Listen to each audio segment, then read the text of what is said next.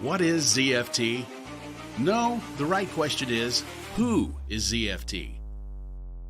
We are a new generation of wealth builders, a community of dreamers who broke the cycle and enjoying the best of what life has to offer. Money is just a byproduct of our process, and we do this while pursuing our dreams and passions. Yes, we make it all possible. Learn how to trade, dive into the cryptoverse, build or invest in Web3. We'll help you with your first steps and light your path to greatness. Join us as we defeat giants, meet our allies, and embark on this adventure called life.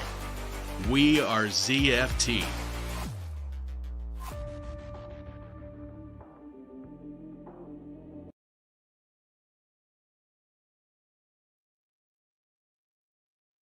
Hello! Maulan na hapon sa inyong lahat.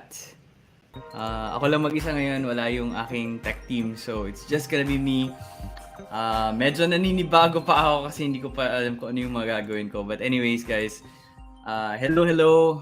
Good afternoon. My name is Zeefreaks. I've been trading the PSE and investing into different markets over a decade na. PSE, US, crypto, CFDs, NFTs. Been there, done that, still here. And today I'm here to bring you early, very early, our Monday market updates. And for those of you kung hindi alam kung ano itong MMU na to or itong Monday market updates, it's a weekly show where we discuss and analyze different markets, different assets, and we cover PSE, we cover US, we cover crypto. Later I'll try to cover NFTs. And we help the busy people. So if you're busy, then swerte mo kasi we cover these markets and give you a glance. Ano ba yung mga pwede nating opportunities na i-take and ano yung mga pwede nating iwasan. So, I'm a little bit interesting kasi it's been a while since I did this na hapon or nagsisimula pa lang ako. Oh, shout out pala dito sa mga ating viewers. Kay Aya, mukha ikaw na yung ko ngayon viewer. So si Aya naalala ko nag-TikTok live ito tapos ang dami kong nabiling mga products dahil sa kanya. Parang mga 100 pesos yata yun na worth na ang tawag dito, lace. Hi Earl. Yun. Mukhang masaya to si Earl eh. Ewan ko, kailan ba to magre-resign? O tama ba yung sinabi ko? Baka may nag-spill the beans ako ng maaga. Hi Gab. O yan, si Gabriel. Yeah, maaga tayo today. And hi sa inyo. Hi Ralph. Check to Gab. Check to Alex. Wow. Guys, ang dami nyo ngayon. Kay Rex, shoutout sa'yo. Jericho, yung aking good morning. And alam ko marami pa kayo dyan eh. But simulan na natin to. Because marami pa tayong i-discuss. And kung may mga tanong kayo later, just drop it on the comments and then I'll try to cover it. So as usual, magsisimula tayo sa PSE and then we're gonna go to different markets after that. So simulan na ba natin ng malupitang yung TRNL? Simulan muna tayo sa TRNL. So TRNL, sa mga hindi nakakaalam, ito yung newsletter namin inside the Trading Republic. We cover all markets and kind of if you're busy tapos wala kang time para i-monitor yung markets, ito yung newsletter namin para sa community members namin inside the Trading Republic. So, share ko muna yung aking screen or yung slides ko para makita natin. Saglit lang Okay. Ayan. So, kita nyo naman siguro yung ating TRNL na nandito. Dapat pala naka-share screen ako na Share screen na lang, guys. Hindi pwedeng ganito. Teka lang. Sana ba yung tech tip ko? Kung kailangan ko sila, pero sige lang. Next time. So, let's start. Kita niyo yung buong screen ko. We're gonna start with the PSE. So, andito siya. Kasi dito tayo nagsimula nung nagsisimula pala tayo mag-trade. And we usually cover yung mga index ng bawat market kasi usually kung ano yung galaw ng index, yun din yung magiging galaw ng iba't ibang markets na available or kung ano yung kina-cover natin. So anyways, ito siya guys, nakita na natin na nagkaroon ng resistance or pag-untog ng prices dito. So, malamang nakakita tayo ng mga corrections sa mga kung ano nung stocks na nagli-lead, and then hopefully makakakita tayo ng mga like new stocks that we can invest into. But definitely we're still in that sideways trend, and I would be only optimistic pag nabasag tong 6,749 levels or 6,750. So pag nabasag yan, guys, meron na tayong mini bull market, and then ito yung next natin ng mga targets, itong mga 7,000 100 levels. So for now, sideways lang muna tayo. And I was looking at the TRNL, ang dami ko mga nakitang bago. So mukhang mainit-init dito sa PSE. May mga bago tayong mga picks. So let's start with REDC. I don't know what this is.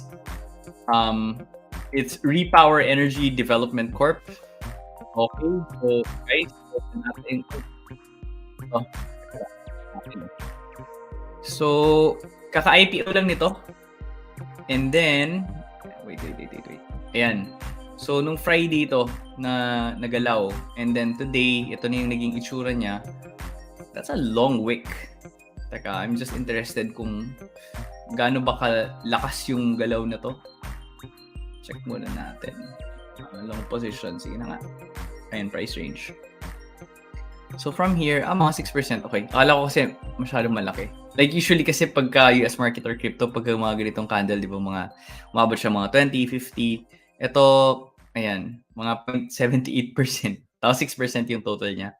This one was 2% na increase, but usually kasi pagka halimbawa pumasok kayo sa isang stock, and then ito na yung all-time high niya. Like if you go to, if hindi natin isasama yung week, ito na yung pinakamataas na closing price niya. Meaning, halos walang lugi. And that means, pagka walang lugi, usually people just add to their investments. And dyan nagkakaroon ng parang domino effect na tumataas lang siya ng tumataas. And so, what you want to do is just really follow the trend pagka ganon. And see where it goes. Just put tight stops. Ibig sabihin, pag bumaba siya sa certain levels, dapat sell ka na. Para, baka kasi mamaya mag-uunahan sa exit, and then mas bumaba siya ng bumaba. And you don't want that to happen to you. Mas better talaga na you follow the trend, where the money goes, there you also go. So anyways, ito currently, if I would be trading this, I would be putting my stop loss at 4.99. Or pag nabasag yung 5, benta na ako. But for now, mukhang okay pa naman siya eh. So that's for REDC. That's a fresh pick. Mukhang meron tayong mga... Ayan, ito, isa pang fresh pick. We have Keeper. Right? So, nagkaroon ng feedback sa community. Sabi nila dapat daw i-add yung mga malapit sa 52-week highs, and then I told that to our research team na add nyo naman dyan sa newsletter natin. So makikita nyo guys, updated na yung mga newsletters natin. Those na mga strong, yung mga galaw, yung mga malapit sa mga breakouts, we will be starting to track those. At saka gusto natin kasi, 'di ba, relax tayo when it comes to trading. Dapat trend following lang, upo ka lang, kape-kape, tsaa-tsaa, tapos kumikita ka na. You sell your profits and then rotate it to the next asset that you see. So we added Keeper, and hindi ko na babasahin kung ano yung nasa TRNL, but basically, pag nabasag yung 1.75 and 1.84 or 1.85 ba yan, that's gonna be good. That's gonna be really good kasi ibig sabihin wala nang lugi ever since the Keeper, got listed in the PSE. And ang nangyayari niyan, or ang pwede nating i-expect, is mga malalakas talaga ng mga rallies and a very strong trend. Kasi kita nyo naman, ang ganda ng technicals dito. But anyways, syempre, I'm not gonna be, just hyping you. I want to make sure that there's also the other side of the coin, because when it comes to trading and investing, there's always risk, guys. Pag may nagsabi sa inyo na sure ball yan, kikita kayo dyan, malamang scam or malamang hindi niya alam kung ano sinasabi niya. So, make sure lang talaga na your risks are factored in whenever you trade, whenever you invest. Dapat sabihin mo sa sarili mo, pag umabot dito sa level na to, I could have been wrong, or I'm wrong, mali na ako, dapat i-sell ko na to. Kasi if hindi mo gagawin yon, if you still continue to believe na hindi, aakyat pa yan, ganyan, and na-violate na yung parang kumbaga investment thesis mo, then masave ka pa pag ginawa mo yun. Pag hindi ka naniwala, baka mamaya mas lalo pang bumagsak and then magiging mas malaking lugi mo and you don't want that to happen. So, ayan. I think yun yung mga pinaka-basic principles na tinuturo natin in TR and ZFT. We always tell that to people. We always remind that kasi marami sa atin na parang umaasa pa na hindi, aakit pa yan, may pag-asa pa yan. Pagka nakita nyo na yung mga signs, yung mga red flags, wala na, cut nyo na yan. So, ayan, that's for the keeper. Or sorry, bakit ba the keeper? Ayan, kasi the keeper eh. The keeper pala. The keeper holdings. Next is Bloom. Okay, so Bloom has also been one of the stocks that we've been monitoring ever since. So far, so good naman siya. The trend is still intact.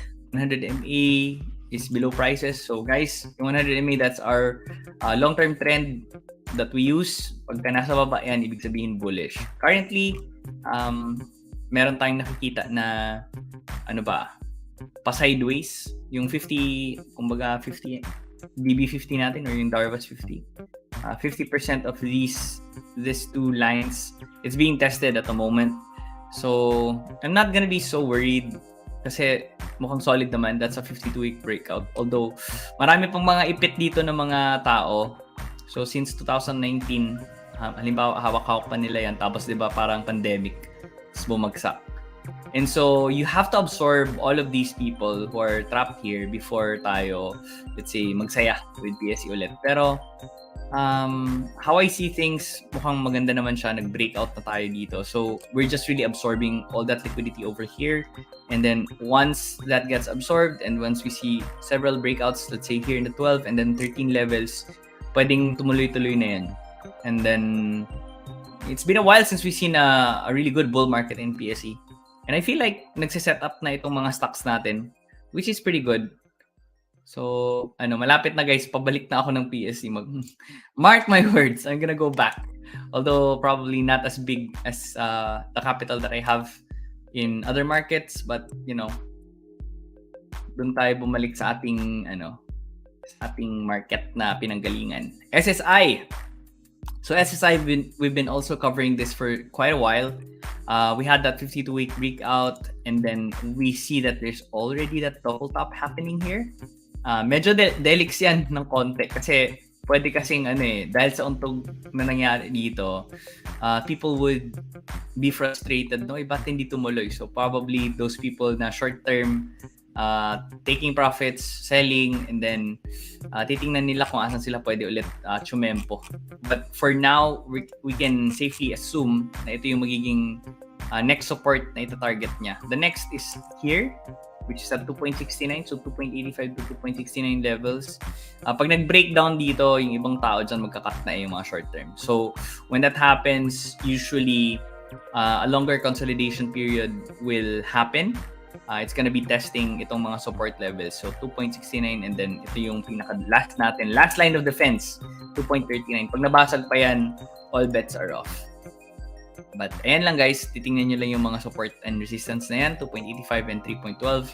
If you were able to buy at these levels, then swerte mo kasi medyo okay na profits yan eh. Pero how I see things, let it consolidate muna. Mas maganda kasi yung nag-consolidate muna, tapos pagka may sumunod na breakout, mas malakas yun kasi lahat ng mga gustong bumenta nagbenta na, and then people who are getting in are people who are just probably adding to their positions. And syempre if you bought into a position, syempre ayaw mo naman na ibenta ka agad, di ba? Gusto mo nang may kita before ka magbenta. So yun yung tinatawag natin na parang changing of the guards. From short-term traders na pupunta dun sa mga long-term holders that are buying, or pwede din short-term traders din. Some people think na, okay, magandang buy point dito, and then benta lang natin pagka let's say, after a few weeks. Pero kung hindi mo gumalaw, baka mamaya ma-frustrate nga yung mga yan, tapos benta na sila. Thereby pushing the price downwards. But let's see. SSI looks like a pretty good stock. Mukhang maganda naman yung naging takbo niya dito. If you're gonna measure that move over here, 50% din yung ginalaw niya. So isipin nyo guys, from May, tapos hawak-hawak niya dito, 50%, 60%. good profits. Okay, next. I think that's it for PSE or yung ating local stock market. Let's go on with the global. I wanted to cover one thing pero with US market kasi next time ko na lang siguro i-cover yung yung iniisip ko. But basically it's involving GCash. May nakita kasi ako doon na GCash US or something. I forgot what it's called. And if you join their competition, it's virtual money. Tapos pagka let's say umabot ka sa mga top let's say top 3, top 1, top 2, top 3, you can earn as much as 10,000 pesos. So baka gusto niyo subukan, who knows, baka mamaya like you'd be able to get the prize. Tapos ano lang yun test money lang, di ba? Who doesn't want that? And I think they're doing it every week. Hindi ko lang alam, baka mamaya nahuli na pala ako, baka mamaya promo lang siya. And then, But anyways, let's start here with Dow Jones yan Let's go for Nasdaq. Nasdaq yung pinaka gusto ko first. So Nasdaq, that's kind of like the PSEI, but this is for US markets. Teka, sorry. Guys, ano ba yung nakalimutan kong gawin? Baka may mga request pala kayo, sorry. Sobrang nagmamadali ako. May mga request ba kayo for PSE? Remove ko muna to. Hi. Meron ba kayong mga request for PSE bago ako mag-proceed sa US market? So, ayan. Hi! Ito si Boss Manny, Good afternoon sa'yo. Si Ray. Good afternoon, guys. Kay Jeff. Index funds. Good afternoon kay Jem. Good afternoon, Nina. Ito yung mga mga friends ko from Favor. Kathy, hi. Enard. Hello. Ayan. So, meron na tayong request. Malu? I'm not sure how you pronounce your name. Okay, so we have Ali, Tito, Nickel. Sige, saglit. Gagawa muna ako ng list and then isa-isahin natin yan. Kasi baka mamaya, like, sobrang nagmamadali ako. Ali, Dito, Nickel. So, sobrang fast talk lang yung gagawin ko dito, guys, PBSC. Aslag? Ano yung Aslag? So, sabi ni Dar Francisco, Aslag. What the hell is Aslag? And FCG. SCCS, CCN. Okay, sige. Meron na akong list dito. It's gonna be very quick, guys, Hindi ko to, like, Hindi ako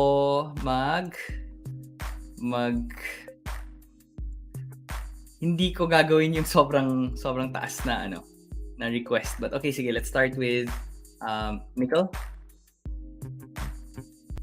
Ito yung list ko Hindi, Ali pala. Sorry, Ali. Let's start with Ali. So, Ali is Ayala Land. Looks good. If I were looking at this, kasi whenever I look into, sabi ko, fast talk, saglit. Sige, last na talaga, guys. Kulit bumabalik ako sa mentor mode. Whenever I look into a stock, so ang first na titingnan ko talaga is yung MAs. That's the moving averages. Ito yung 100 MAs. Saan ba yung positioning niya? Is it below? Is it above? So, you can see here, I also, palitan natin to. Gawin natin 20-50-100 para, PSE mode tayo. Tatanggalin ko muna tong global mode. Yan. So, 20-50-100, the 20 signifies the short term, the 50 signifies the medium term, and then finally, yung 100 MA, that's the long term. Yan yung nagre-represent ng mga tao. Right? So, and also the time frame when we look at charts. Now, if you see that all of our MAs are below, that means short term, medium term, and saka long term, uptrend siya. So, basic, ganun lang. Walang magic, walang kung ano-ano. Uptrend siya pag nasa baba yung MAs. Pag nasa taas, that means downtrend. So, hindi mo kailangan maging genius para malaman yon. That's how it works. And, ayun. For now, for Ali, you can see that every MAs, short term, medium term, long term, it's all bullish. But you also have to consider ano yung itsura nung sideways, nung trend for the past 6 months or the past year. So here I'm using TradingView. I'm gonna go in the 6-month chart. Looks like sobrang kulit nito. So gawin lang natin 1 year. So in the 1-year chart, ito siya. Ito yung naging takbo niya. If hahatiin mo yung chart na yan, nandito banda yung 6 months. Okay, so I'm just using my eyes to look. Hindi ko talaga masabi kung asa yung exact. But basically somewhere here, right? That's the 6 month mark. for Ayala Land. Now, if you want a bull market, gusto mo yung breakout niya is at least 6 months.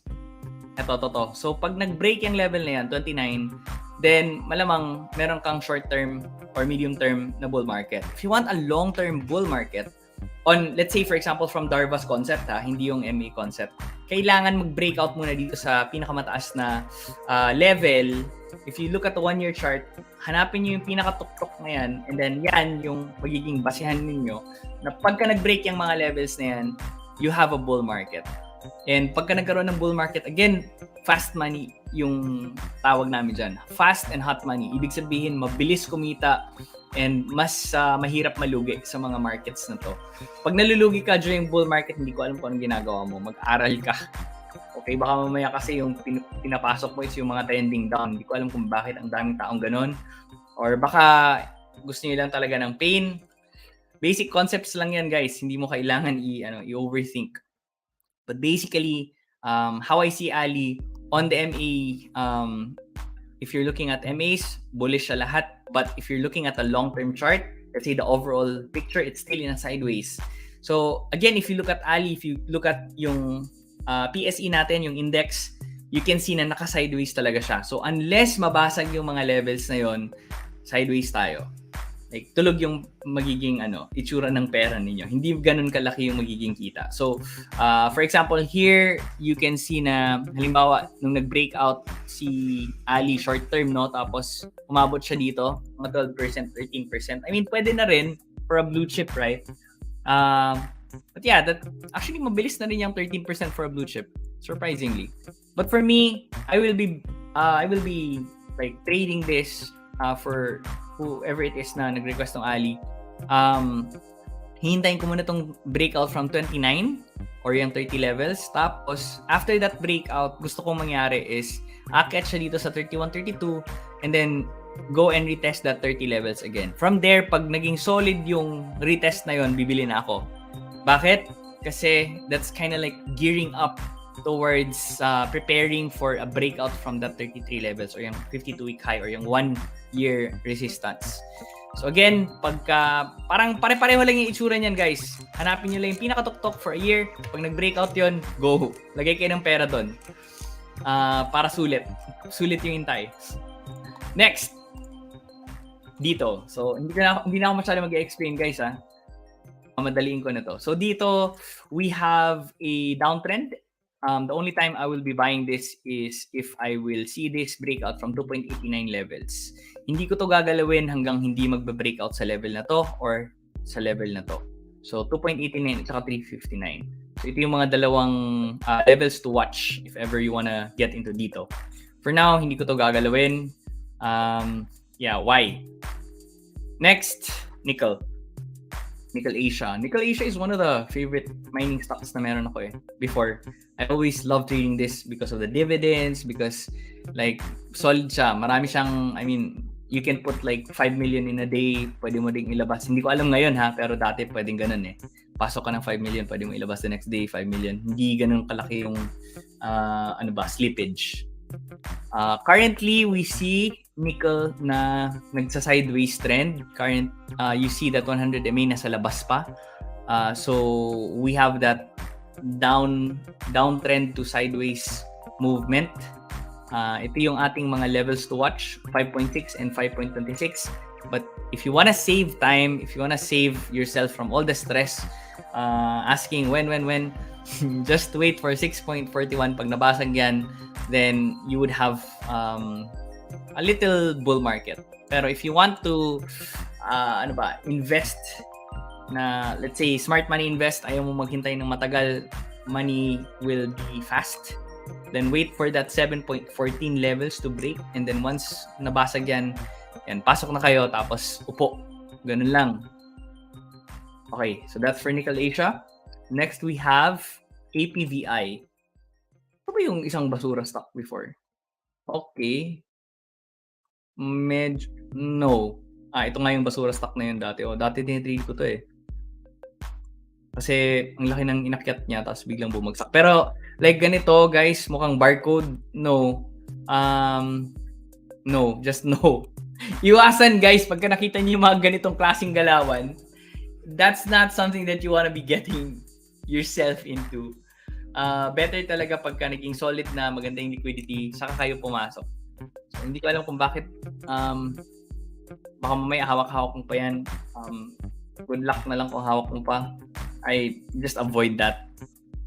BSC, Basic Energy Corporation, probably ang nagtatanong because of the energy speculation that's happening, energy stocks going up. But anyways, ito guys, 0.239. Yan yung level na hihintayin kong mag-break before actually looking into it.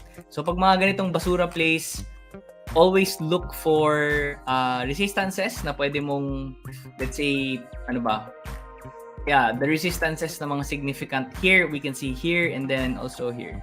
Check natin. Yan. So itong levels na to, 26,275. So pag nag-break sa mga levels na to, pwede mong i-trade yan. Naalala ko to kasi malakas to mag-ceiling play eh. Malakas din mag-follow through yung mga ganitong movements. Pero pag mga ganitong plays, binibenta yan pagka nag-spike.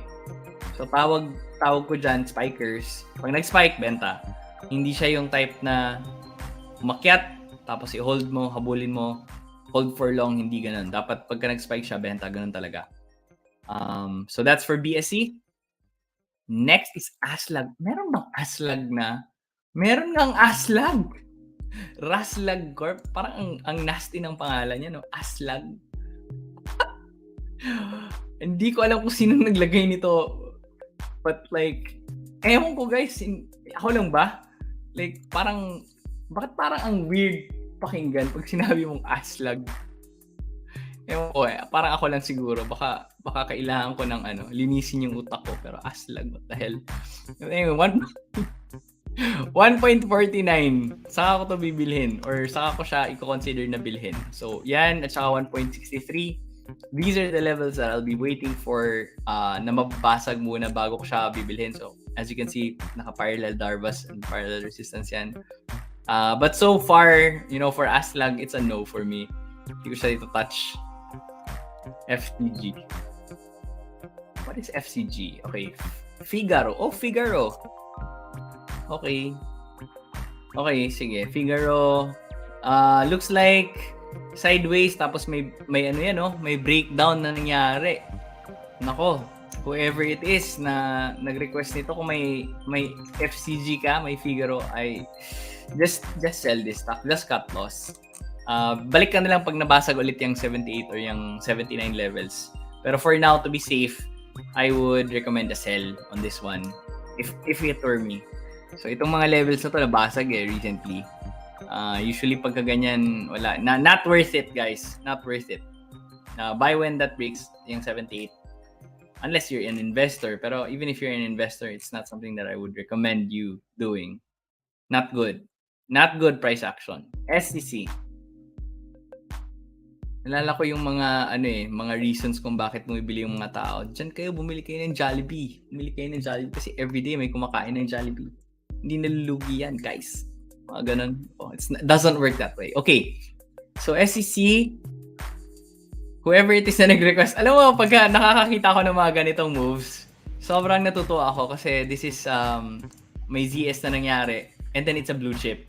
Now, usually, pag may mga ganitong moves, and then investor ka, ito yung mga type ko eh. Kasi lahat ng MAs below, tapos nagkaroon siya ng, ZS, nagkaroon ng consolidation, tapos all that MAs, they're trying to align. It might take a while, for this consolidation to happen, but if I see this kind of movement, like, halimbawa, matagal na downtrend, right? Tapos nag-sideways siya. And then from this sideways movement, nagkaroon ng breakout from this range, which we can see, obviously, ito yung nangyari dito, So, may retest pa naman na mangyayari dito. Hindi ko alam kung nangyari dito, baka may dividends or what. Tapos dito nalaglag, malamang dividends yan. So, gap up, tapos gap down. Dahil binigay na yung dividends. Afterwards, sideways, and then afterwards, ito na siya, breakout.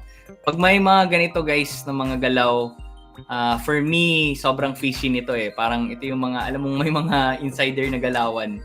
Tapos may mga volume na nangyayari. So, tapos tingnan mo to, gap up, although tapos umakyat, although nag-close dito, and then gap up na naman. Like very fishy moves for me, buy yung mga ganito eh. Tapos, especially kung blue chip investor ka or blue chip trend follower, position trader, ito yung mga the best.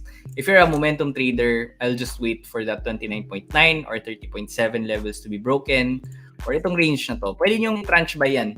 Tsaka, if meron kayong broker na merong mga conditional orders, I suggest yun yung gawin ninyo para kahit nasa office kayo, pwede nyong you don't have to worry about it. Pag na-hit yung mga levels na yun, pag nag-register na, umabot sa mga levels na to, you'll be able to buy.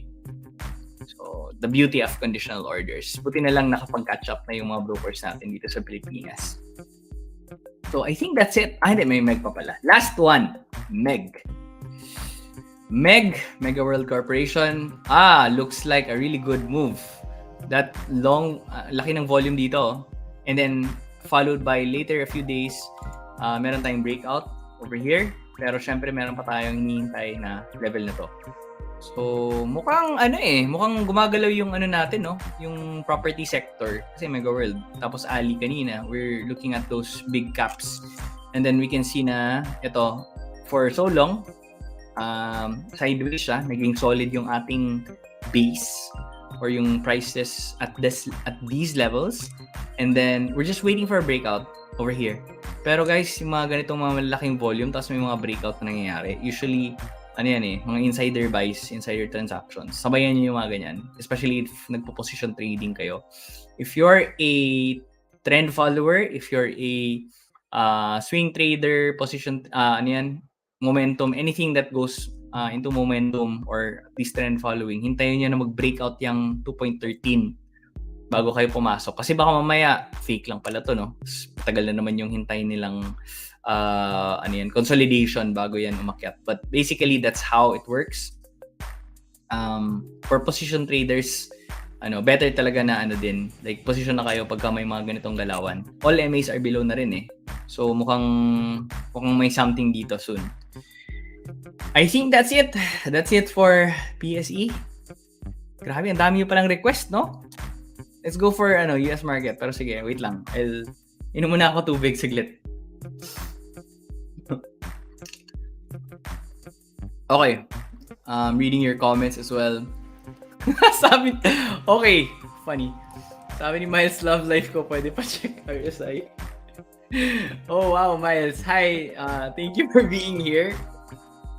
Ayos talaga tong si Miles eh. Laging ganito yung mga banat natin. Raspag Corp ng PSE. Okay. Sabi ni Vanessa Plus. Okay, so we're not gonna cover PSE na. Like, let's go to US market kasi baka mamaya sobrang sarap ng discussion natin dito. Tapos biglang 8 p.m. na and then magkaklase na ako for masterclass. GG. I need to be more, mindful of my time. So, US 500? Okay, sige. So, let's start with US markets. Let's start with Nasdaq. Okay. Nasdaq 100. Okay, here we go. So, bull market nagsimula dito. That's March of this year. And what we're seeing is this extension of the rally. And then finally, parang nakakakita na tayo ng exhaustion on the short term. Lumalapit na rin yung retest natin sa sa ating medium term. But usually hindi ko na ginagamit yung AOTS or yung outs dito sa US markets. I'm just usually looking at the short term at saka yung long term. Ganun na lang ako. Sa medium term hindi na masyado eh. So going global, ito yung ginagamit ko ng mga settings. 1923 tapos 100. Yung 100 hindi talaga mawawala yan, guys. So, just looking at the supports, ito yung mga current supports natin. Always expect the worst case scenario whenever you're trading and investing because pagka in-expect mo yung best case scenario tapos let's say hindi nangyari yun. Nangyari is yung worst case. Di ba? You'd feel bad. But if you were expecting the worst case scenario and nangyari yung worst case scenario, then it's so good because nakapag-prepare ka and malamang meron kang naka-imbak na buying power for that case. So, pag hindi nangyari yon, let's say, may mga levels yan eh. Ito yung worst case scenario. Hindi nangyari yung worst case scenario. Nangyari yung nasa gitna or yung nangyari yung sa just below the worst case scenario. Nakabili ka dito. tapos nag-bounce. Ay di, buti na lang kasi kung hindi ka nag-prepare dito, let's say, dito ka bumili, best case scenario yung ginawa mo. So, lahat ng buying power mo depleted na. Tapos meron pang 3 scenarios na nangyari. So, sayang hindi ka nakapag-prepare, di ba? But if you had prepared for the worst case scenario, and then yung capital mo is naka-divide dito sa mga to, then pag bumagsak dito, tapos nakabili ka, swerte mo, di ba? You got the opportunity while everybody else was like bullish and then dito sila bumili. So, basic concepts of trading and investing. But anyways, ito yung mga levels natin, ito yung mga worst case scenario. As you can see, yung ating worst case scenario is malapit din sa 100 MA, which is our long-term trend. Usually kasi nagkakaroon din ng mga retest yan pagka may ganun eh. And when nangyari yan, pag nangyari yan, yun yung mga, okay, this is a good buy. And then hawakan nyo na lang for swing trade. Pag momentum trader kayo, i-short nyo yan. Or let's say, wait for those levels na let's say umabot doon, and then pag umakyat na siya, pwede niyo siyang i-day trade or pwede niyo siyang i-swing trade. Yan, chill tayo guys. Anyways, let's go for the picks that we have ng ating research team. We have QLYS.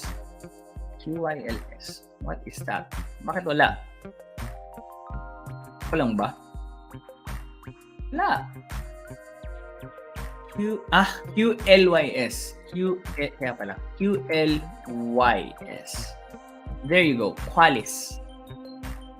Right. Okay, so Qualis, we're gonna look at our long-term chart. Mukhang solid dahil may gap up, pero after it gapped up over here, it went down. It actually closed that gap and then closed over here, which is pretty good. Not sure kung anong meron, baka mamaya magandang report or what, earnings stuff. Usually these things happen, but the good thing we see is that there is a breakout that happened over here, and then we can see na ito yung mga resistance levels niya.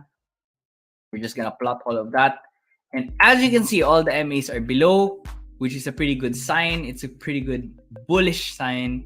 And as you can see here, mukhang may retest na nangyayari. Ito yung pwedeng nangyari dyan eh. Magre-retest muna siya dito sa mga levels na to. But at the moment, nandito siya. So anything above this level, to me, it's a buy. And then if ever you wanna cut, kasi hindi pala, hindi siya tumuloy or what. Pag umabot siya sa 128, dito na lang natin lagay. Maging maging sobrang conservative tayo. So pagka umabot dito sa 128.69 levels, I would say wala, tapos na to. Like not gonna touch it. Fail yung setup. But ito na yung nangyari sa kanya. Pwede din na if you're waiting for a buy signal, just wait for things to, let's say, hover in between these levels. To me, buy yung mga ganyan eh. Tapos ito yung all-time high niya, which is 162. For me, yeah, this is pretty good. Good pick. So, yan guys, nagle-level up na yung ating team. They're adding fresh picks to the list. Next, we have Z. Z is Zoom? Or is it Zillow? Zillow, yeah. Zillow.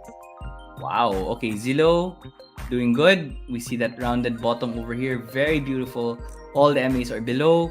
And then, if you can see here, ito yung mga tuktok natin. So that, and then we have here as well, which is where the prices are at now. Nagkaroon siya ng consolidation, breakout. To me, this is a buy. Buy on market. And then, trend follow mo na lang. Bili ka, upo. Ganon. And then, if ever, ito yung magiging cut loss ko, itong levels na to. Ito yung cut loss level, especially if nag-build ka pa lang ng position. Ito yung game over levels. Game over level yan yung parang, okay, nagkamali pala ako ng tingin. Hindi pala to meant to be na stock. Itong si Zillow. But how I look at it, looks really nice. Solid. Okay, so Zillow is a buy. Good job, TRNL team. Next, DFH. DFH. What is this? Dream Finders Homes. So malamang condo, parang ganyan, parang DMC. Okay, looks like solid kasi we have our all-time high over here. Ito yung mga tuktok natin. And then we have also our all-time, not really all-time, a recent high over here. before this move, we did have a really good run-up. Bakit ngayon lang to nakita? Dapat nakita na to before eh. Pero anyway, mukhang next level na yung ating itong stock na to, itong si Dreamfinders. Very explosive, sabi nga nung ating TRNL team. Ayan, no? And then, ayan, sabi niya, we can wait for an E4 or next higher low. So, yeah, definitely, pwedeng plan dito is buy below 31.79, which is yung ating next resistance. And then, syempre, pagka umabot dito sa body, inside the body of this candle over here, itong long green candle, then pwede kayong mamili dyan. So, hindi ko alam kung anong mangyari dito, baka mamaya. Kasi weekend, di ba? So, normally, pag weekend yan, tapos nagkaroon ng new high, new breakout, may gap up yan sa opening. Tapos, pwedeng mag-retrace saglit. Yun yung magiging opportunity nyo to buy. Pero for me, ito talaga yung magiging range ko to buy. Pag nag-gap up ng sobra, baka hindi ko na habulin. Pero, I'm just gonna wait for a new consolidation. But looking at this, very powerful move eh. So, definitely something you want to be watching or adding to your list. Dreamfinders. Next, we have XP. So, alam ko si XP, din to eh. Nilagay din natin to sa list natin last time. So, XP, yes, maganda yung galaw. Breakout from this high over here. And then, lagay natin dito. Yan. So, we can see that it's consolidating. All MAs are below. For me, buy itong consolidation na to. Buy din pagka nag-breakout dito. So, like, just add probably yung mga, let's say, if you have your broker and then meron kayong, what do you call this? Conditional orders. Do that para kahit tulog kayo, tapos umabot dun sa level na yun. As long as pasok siya dun sa conditions na sinet mo, then it will buy for you. Kasi US market, that's 9:30, di ba? 9:30 p.m. until 4 a.m. Depende kung gising kayo sa ganyang oras or pagka US based kayo. Pero kung Pilipinas kayo, mas maganda talaga kung matuto na kayo mag-conditional orders kaysa sa you do it like this. But anyways, ayan guys. This is a buy below 27.77 or sabihin lang natin buy below 28 levels. And then cut loss is here. Ito yung worst case scenario or yung game over levels, 21.6. So, yan. Medyo malaki yan. Pero pag trend follower ka kasi, binibigyan mo talaga dapat ng chance yan. Kasi hindi mo alam, baka mamaya, umabot to, nag-touch lang, tapos biglang iniwan ka na. Kasi, biglang nag-cold feet ka, baka mamaya umabot sa cut loss ko, benta ko na. Usually may mga ganun eh. So, conditional stops lang din talaga. If ever set that stop loss, set conditions na pag umabot dito sa level na to, cut loss na ako. So, by doing that, it removes, or hindi naman removes, more of minimizes yung volatility ng ating puso pagka bumababa, tapos tinitingnan mo. Dapat wag nyo nang i-check yan, guys. Trust your system that it will, and trust your broker na it will execute correctly, So, yeah. That's it for XP. Next, we have Adobe. Adobe, ano ba yan? Ano bang Adobo? Okay, Adobe. Check natin. Ito. There you go. Adobe, whatever you wanna call it, Adobo. So far, so good. This is my cut loss, if ever, 472. Buy below 552. That's for me. And then, yes, malapit na yung breakout dito. So, yan yung next natin na, teka, tama ba yung nilagay ko or mali yung, naka-glasses na ako, dapat kita ko to eh. Okay, saglit. Ayan. Yes, okay. So, ito yung mga levels na dapat i-check nyo. 583. So, below this level, that's for me a buy. And if mababasag tong 472, that's game over. Meaning, I'm not gonna touch it anymore. And then, I'm just gonna wait for it to break out or consolidate further before I'm gonna look at it again. Next, we have, okay, na-remove na yung mga hindi kaaya-ayang mga stocks. BSY, bakit natin siya ni-remove? Check natin, sabi, nag-gap down daw eh. Ayan. BSY did not follow our previous bias and created a higher low. So, mukhang play safe yung ating team, which is okay naman din. To me, hindi ko siya basta-bastang tatanggalin just yet. Kasi pwede pa naman yan eh. Nagsisimula pa lang yan. Baka mamaya pwedeng mag-break. Pero okay lang, I trust my team. Ako ito yung game over levels ko eh. 48.87. Yes. So, Bentley Systems. Pag nag-break dito sa levels na to, 53.9, 55. Like, ako ang suggestion ko, if you ever remove it into your watch list, just set an alert. Just right-click and then look add alert. And then, lagay every time or just put once. And then, alert name. Hoy, Bentley.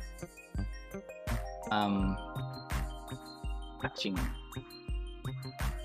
So, ganyan. So, create ka ng alert. And then, pagka nag-cross yung levels or yung prices dun sa levels na yan where we set our alert, it's gonna create that, if you're using your laptop, mag-iingay yan para i-alert ka at sasabihin, Bentley system just crossed this level, baka mamaya you wanna give it another chance. So that's it for Bentley. SDGR, Nasdaq, Schrodinger. Ayan, mukhang may gap down na nangyari. Unfortunately, bakit ganyan yung nangyari? Surprise! Bad earnings. Or hindi naman dividends yan, no? Ayan, nag-surprise siya. Surprise! Bad earnings. So, yeah, worst case scenario yung nangyari. Although hindi pa nabasag yung 100 MA, but that's a worst case scenario over there.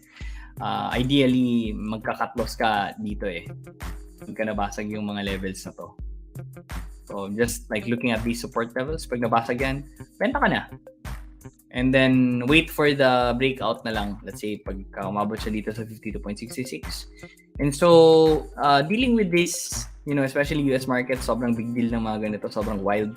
Pag may mga earnings report na paparating and it's in a sideways or you're unsure, hindi ganun kalalim yung kuha mo, the best practice is sell half of your positions or sell all. Or, if you want to risk it, go ahead.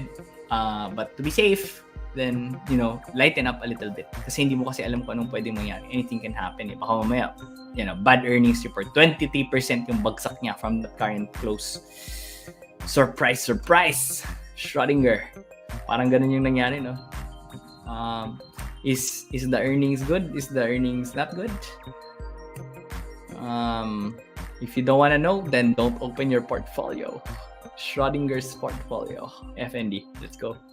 FND, that's the last one in our list. And then I'll be accepting, I think, siguro mga 3. Tinanggal natin sa list natin. Currently, okay pa naman siya. Ayan, mukhang na-surprise din to eh. There you go. Surprise, 13% minus. So, ilan percent yung binagsak niya? -7. Sayang. So, ito yung mga, talaga guys, mga hindi natin maiiwasan. And so, if you're trading the US market, it's better to just diversify into multiple stocks because hindi mo alam, baka mamaya yung hinawakan mo pala na stock may pa-surprise pababa, hindi pataas, di ba? So, yan. It will take time for this probably to recover if ever you're gonna buy back. The principle is either buy on the highest point kung asan siya let's say nag-gap down siya, right? And then gumawa siya ng high dito. Pwedeng buy back kapag nabasag yan or you just buy back pagka nag-break from these levels, 115 to 116. Then saka ka pumasok ulit.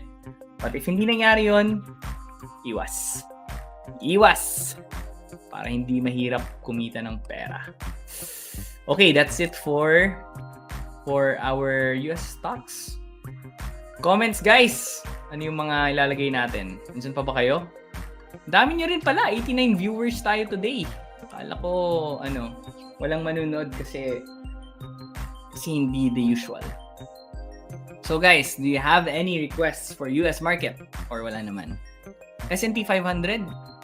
S&P 500, sabi ni Christian Arkins. Teka, hindi ko muna SPX 500 yan. Usually kung ano yung galaw ni Nasdaq, yun din yung galaw ni SPX eh. So it's very similar. Pero sige, pagbigyan kita. Para sa'yo, Christian, SPX 500, teka, kita ba? Am I actually sharing it? Yeah, I'm sharing it. So for SPX 500, it's just like Nasdaq. Yan. So, ito yung mga worst case scenarios natin.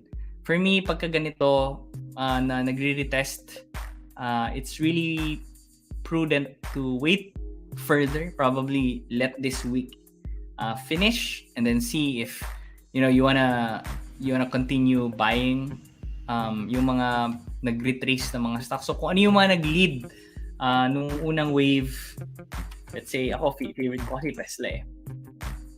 So during the correction phase, like ito mukhang nagko-correct na siya, wait for it to, let's say, find its support, and then from there, pag natapos na yung correction, pagka nag-retest na siya, give it, let's say, 1 week, 2 weeks, and then pagka nag-hold yung levels yun, saka kayo pumasok.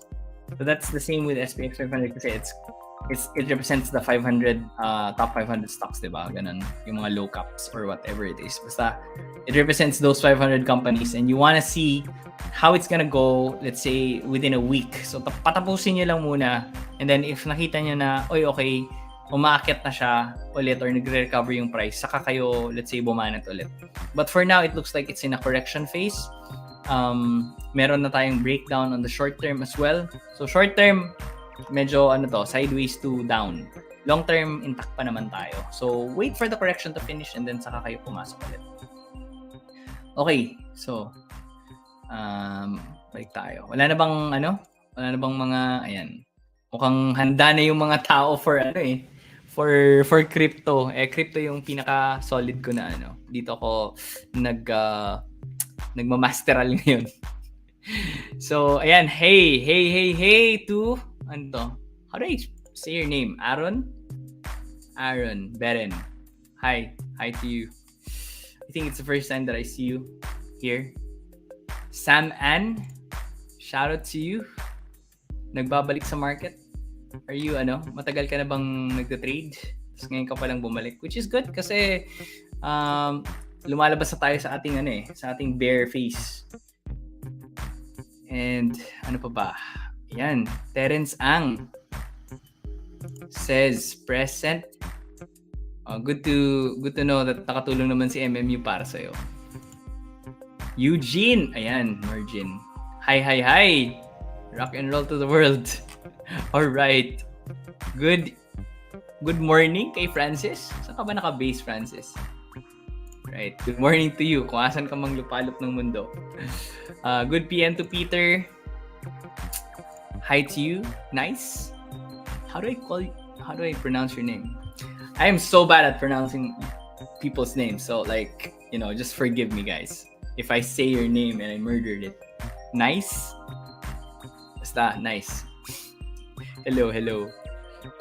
What can you say about Binance new launchpad, Cyber and SEI?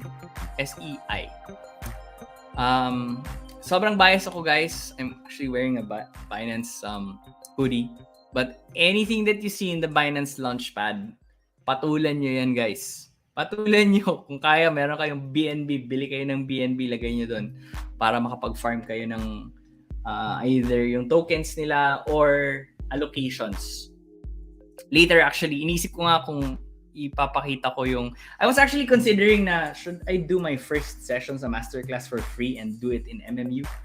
But then, hindi pa ako nakapag-practice. It's kind of like the second time that we're doing this. But anyways, the reason why I'm giving you highlights is because one of the reasons na naging investor ako sa crypto is because of the launchpads. Naalala ko, nabigyan ako ng $200 na allocation dun sa isang launchpad nila called TKO. So again, guys, $200 yon.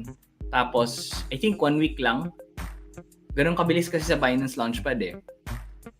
Yung $200 ko, nung nabenta ko siya, 6,000 USD. So, mga 300K. Yes, kung mas napaaga pa sana ako, I would probably had sold it for $500,000.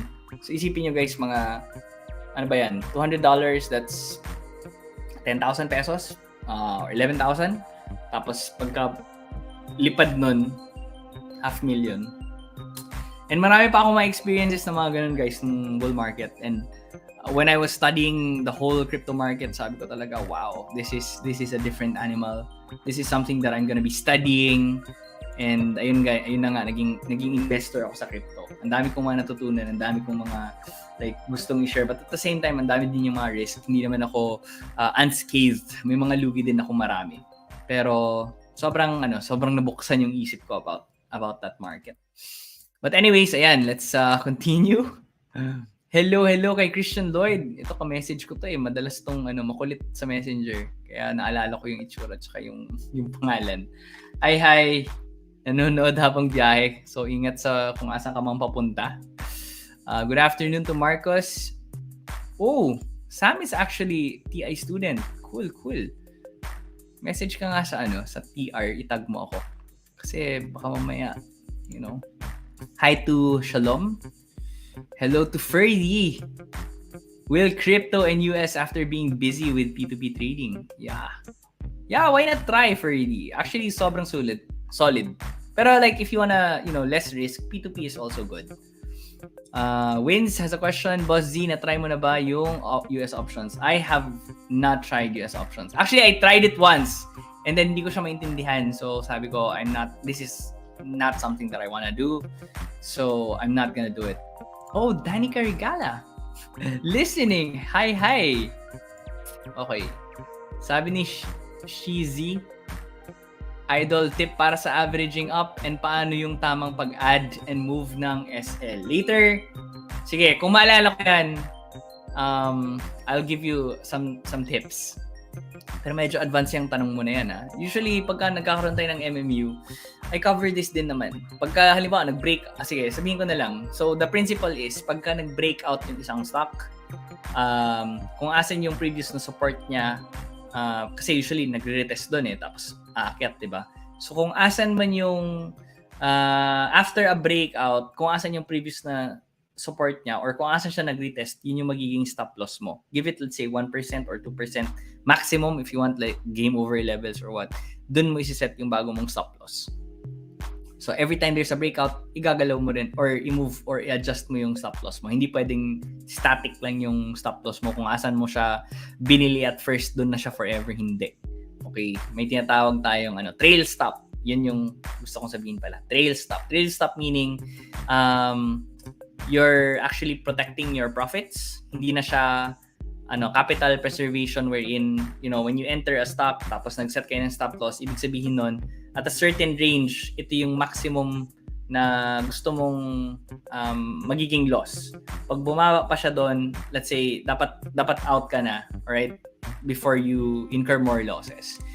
So, hindi kasi natin gusto na ganun yung mangyari na we incur more. So that's why we set stop losses. Trail stop, on the other hand, that's when kumikita ka na and pagka nagkaroon ng breakout, i-move mo na siya para hindi na siya stop loss, right? Hindi tayo yung parang pera na naging bato pa. Never like that. We want to make sure na ma-maximize natin yung pera natin, ma-maximize natin yung gains natin, and that's why we do that. Alright. Good idea. Shout out sa mga kasama kong bartender sa FS. Fairmont, Singapore. Alright. I don't know who you are, but like, I think batch tayo. Shout out to you. Yan yung aking dating buhay. Okay. Ginabing ko. Okay, yes. Napaaga tayo. Hindi tayo ginabi. Sana hindi din tayo gagabihin. Try kong tapusin to. Teka, medyo nag-enjoy na yata ako sa comments, guys. Walang sumisita sa atin at the moment eh. So, ayusin ko pa yung presentation ko for later. May mga final touches pa ako. Sige, I'm gonna just do a little bit more in the comments and then let's go on with crypto. Good afternoon, sir, from MY. Is MY Myanmar? Okay. Kay Christian. Is MY Myanmar? I wonder. Okay. Good afternoon to you, Roel. Hello, Virgil. Mayang hapon, Boss Z, sabi ni Gigi and Friends. Bakit Gigi and Friends? Alright. Mayang hapon kay Gigi. My Bisaya is so bad na. Kailangan ko na ulit i-practice. Okay. Sabi ni Wins, pwede bang mag-join ngayon sa meeting mo ngayong 8 p.m. for free? Hindi siya meeting. It's our masterclass. It's our crypto masterclass in TR. Although, soft launch pa lang siya.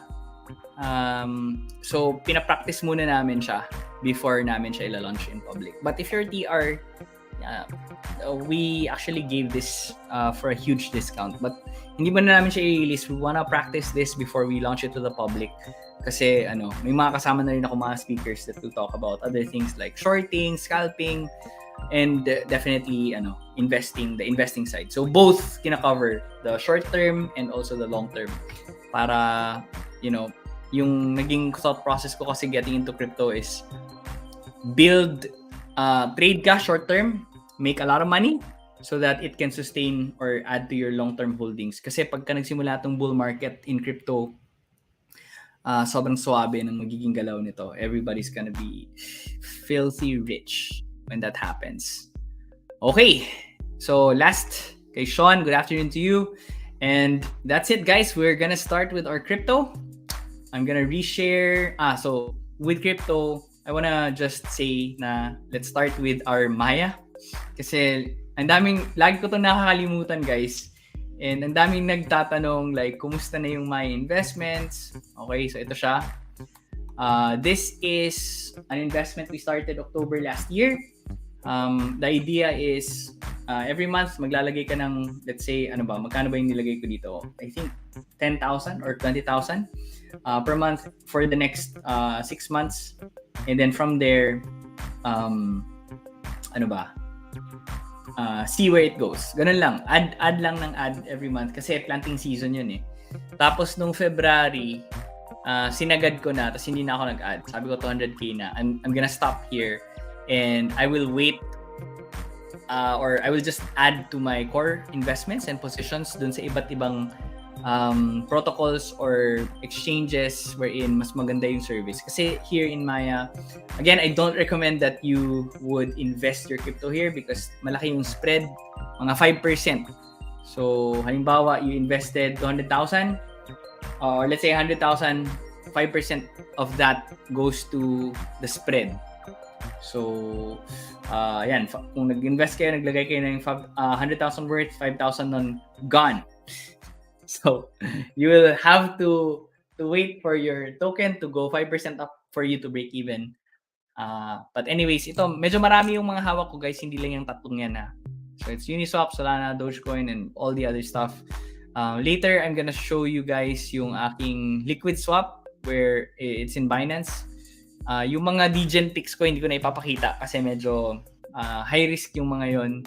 If ever nanonood kayo ng MMU, baka kasi mamaya, kung ano nakikita nyo, bibilhin nyo yun. But I suggest talaga, if ever pumasok kayo, spot trading. Huwag muna kayo mag-futures dahil pag hindi kayo marunong, nakakasira siya ng futures, guys. And you want to make sure that you do it right. And we're in a planting season, hindi pa tayo fully bull market. Pero pag nag-bull market to, especially in crypto, yung galaw dito is times 5, times 10, times 50, times 100, ganyan. Diyan kayo makakakita ng mga 10,000 yun, nagiging 1 million. Nangyayari yan. So, dito lang ako nakakita sa crypto talaga. Kaya dito ako napalipat ako dahil dun sa mga ganun. Okay. So, that's for Maya, 171,000. Capital is 200,000. Umabot siya ng mga, I think, 160. Tapos, yun yung pinakamababa niya. And then, yung pinakamataas naman niyang naabot 240. Yeah. So, as always, we start with BTC USDT. So, currently, this is actually something na I want to show you guys. Napakita ko na to sa inyo before but here in TradingView, you can actually log in. So, ang nakikita nyo kasi is yung real account na. There's paper trading if you want. Let's say wala kayong capital or you just want to practice how to trade. You can just go to paper trading, connect that, and then you'd be able to practice with paper money. So, makita nyo dyan, ito yung mga PNL, ganyan. You can set your stops, you can set your take profit or, kunwari, meron kayong, let's say, hinahawakan na 1 million na account balance in dollars or 100,000. Up to you guys. Pwede nyo i-set yan. And one thing that you can do is you can log in with your Binance account. So here, just connect that. If wala pa kayong Binance account, guys, open na kayo because it's one of the exchanges that I would say, trusted ng karamihan. Okay, saglit lang. Authentic. Naka-share screen ba ako? Yan, naka-share screen nga ako. Okay, sige. Saglit lang guys Hirap nitong walang tech support. Baka makita niyo yung mga hindi dapat makita sa screen ko. Anyways, okay. So here, once you authenticate that, and you log in with your Binance account, yan, lalabas na yung account niyo dito. So, what I did recently is, nakita ko na kasi yung chart, nakita ko yung BTC, I'm looking at the markets, every day tinitingnan ko to And so, sabi ko, okay, mukhang pwede nang mag-add, or let's say, initial buys. Hindi pa yung full buy but initial buys pa lang. So, hindi ako usually nagpo-futures. Halos lahat ng ginagawa ko is, talaga, investment spot. But I took a bit of my investments dito sa liquid swap. So if you go to here, lagi ko siyang pinapakita sa inyo. Ito yon, liquid swap, meaning every time there's a transaction in the assets that you put, meron kayong nakukuhang commissions or meron kayong nakukuhang mga rewards, kung yun yung tinatawag nila.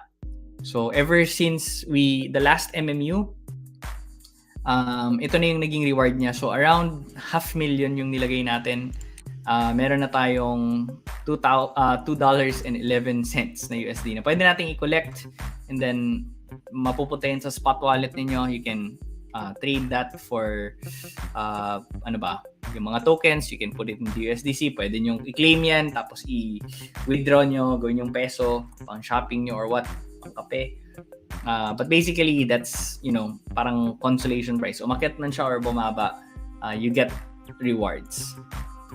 So, real-time din yung rewards yan, guys.